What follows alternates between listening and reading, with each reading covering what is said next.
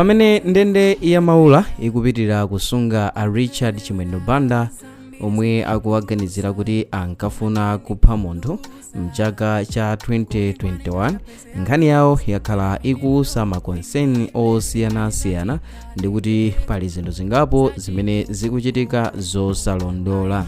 A Richard Chimwendo Banda anamangidwa pa 12 December maka pa nkhani imene takamba kale kuti powaganizira kuti ankafuna kupha yemwenso adali membala wa chipani cha Malawi Congress Party, ndipo mkuluyi mmene administration ya DPP imalowa ndipo mwe amayitengera nkhani ku mabwalo a milandu, ndipo apolisi adawatenga amene wa a Richard Chimwendo Banda komano iwo adachita kukazipereka atamva kunena kuti kwatuluka ma arrest warrant amene iwo akhale akusakidwa nawo, ndipo m'malo mwake iwo adapita okha kukazisiya kumeneku ku polisi. Ndipo patsikuli amene adamangidwa si okha, adatengedwanso yena monga Vitumbi Kumumba date yake yomwe ya pa 12 December. Ndipo bwalo la milandu pa 15th December lidatulutsa remand warrant imene imaonesa kunena kuti iwowa akuyenera kukhala kumeneku ku ndende kwa masiku 90 podikirira kuti mlandu wawo ulowe pa khoti. Ndipo zitachitika chonchi loya wawo Jefferson Kazipatike adakhala akuyitengera nkhani malo osiyanasiyana, ndipo iwowa amayitengera malo osiyanasiyanawa podandaula kunena kuti remand warrant imene yatulutsidwayi si yoyenera chifukwa chonena kuti kumene akuchitako ndi kuzunza munthu. Ndipo atapita nayo ku Supreme Court of Appeal kumene yamafunika kuti akamvedwe pempho lawo lochita suspend remand warrant iyi. Supreme Court of Appeal idakana pempho lawo liponena kuti pempholi limasowekera zinthu zingapo zimene zinapangisa kuti awakane, malo mwake remand idapitirira. Ndipo anthu olankhulirapo pa zamaufulu a anthu ena adafotokoza kuti boma likuchita mosayenera, likuzunza munthuyu. Ndipo chinthu china chimene chakhala chikupangisa kuti anthu azilankhulapo zosiyanasiyana nchakuti a Richard Chimwendo Banda akhala akuchitanso visit ku chipatala ngati mwakumangidwa kwawo ponena kuti thupi lawo silikuyenda bwino, ndipo mbuyomu taona akupititsidwa ku chipatala, ndipo pomwe akuchitidwa release ku chipatala amayenda direct waku maula kumene amapitirira kusungidwa. So pano mtsiku la lero nkhani imene ndadza nayo ndionera kuti Jaji Kenyatta Nyirenda kudzera ku bwalo lalikulu la mumzinda wa Lilongwe wachita order kunena kuti pa 20 January ndi pamene High Court likhale likumva pempho lawo la a Richard Chimwendo Banda kuti apasidwe bail kapena apitirirabe kusungidwa. Ndipo afotokoza kuti zinthu zingapo zisintha malingana ndi momwe zinalili mbuyomu adauzidwa kunena kuti yankho lokhuza pempho lawo la bail lizadza kudzera pa email, komano ulendo uno awayankha pakamwa, ndipo bwaloli lizapereka yankholi ikamati 10 koloko sharp msiku limeneli la pa 20 January.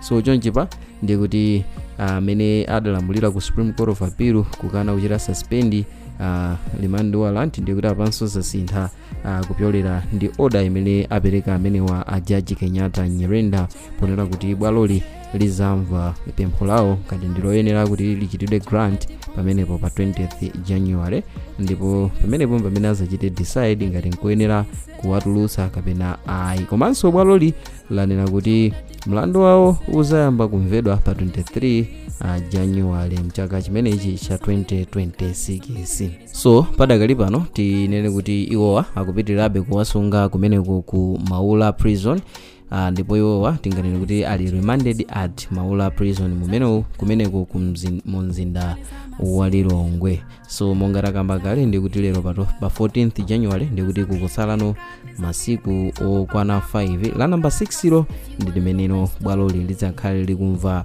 ngati ndikuyenera kuwatulutsa amene wa Richard Chimwendo Banda amene takamba kale kuti iwowa akusungidwa powaganizira kuti ankafuna kupha mmodzi mwa mamembala a chipani cha MCP mchaka chimenechi cha 2021. So izi zidachitika pamene panali regime ya MCP, ndipo zioneseratu kuti munthawi kudali kovuta kuti mkulu ameneyi asumiridwe. So yemwe adachitidwa chipongoyi adayisunga nkhani kudikirira pomwe regime ya MCP imagwa polowa pano DPP pamene adapezera mwayi kuti no akamang'ale nkhani ndi kuti athandizidwe amene zikhalire. So tidakupatseranso video ina imene tidafotokoza zokhuza umboni umene adapereka amene ankafuna kuphedwa zimene ena kuphatikizirapo loya wawo komanso yemwenso ndi membala wa chipani cha MCP komanso MP Sylvester Ayuba James amene adafotokoza kuti umboni umene udaperekedwawo ndi umboni wopereka mafunso pena zomaoneka kuti ndi zaboza zongopeka kungofunano kupaka wina milandu yomwe ndi yonama. So panali zambiri kuchita rate umboni wa akulu amenewa komano bwalo la milandu silidayang'ane zimene anthu akuonera mmene umboni udaperekedwera m'malo mwake akuwasungabe Richard Chimwendo Banda. So pa 20 January ndi pamene tonse tikhale chero kudikirira yankho la bwalo la milandu la High Court kumene mu mzinda wa Lilongwe. So ndimafuna ndimve maganizo anu kunena kuti amene zakhalira kunena kuti sabata yangu pitayi tinali tikumva kunena kuti iwowa awakana ku pempho lawo lochita suspend remand warrant ya 90 days mapano panso mabwalo a milandu asintha chiganizo ndi kuti pempho lawo limvedwano pamenepo pa 20th January. Inu mukuziona bwanji ndipo mungalankhulepo zotani?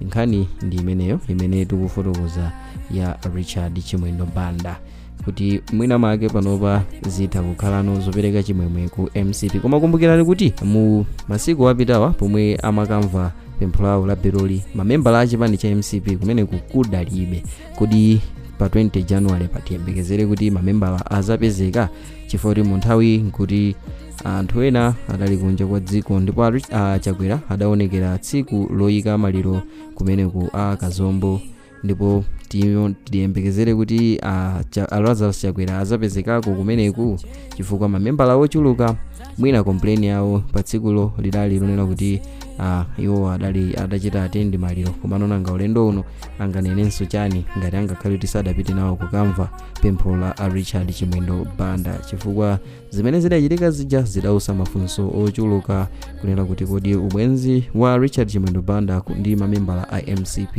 ndi anga nkhwangwa ongokoma pokwera koma potsitsa achita choponya. So tiyembekezere zotani pa 20 January? Tiyembekeze kuti mamembala a MCP azapitako kapena azawaleka okha kumeneku ku High Court mu mzinda wa Lilongwe. So through comment section ndi momwe tingadziwire maganizo komanso zomwe inu mukuyerekeza kuti mungalankhulepo. So mu video mtsiku lero mudali ndine 11 Mike Thompson ndipo ngati mwayikonda osewala kuchita like komanso subscribe kuti tithenso kupatsirani ena mwa ma videos amene tikukonzerani pano pa Sangavita YouTube channel. Bye.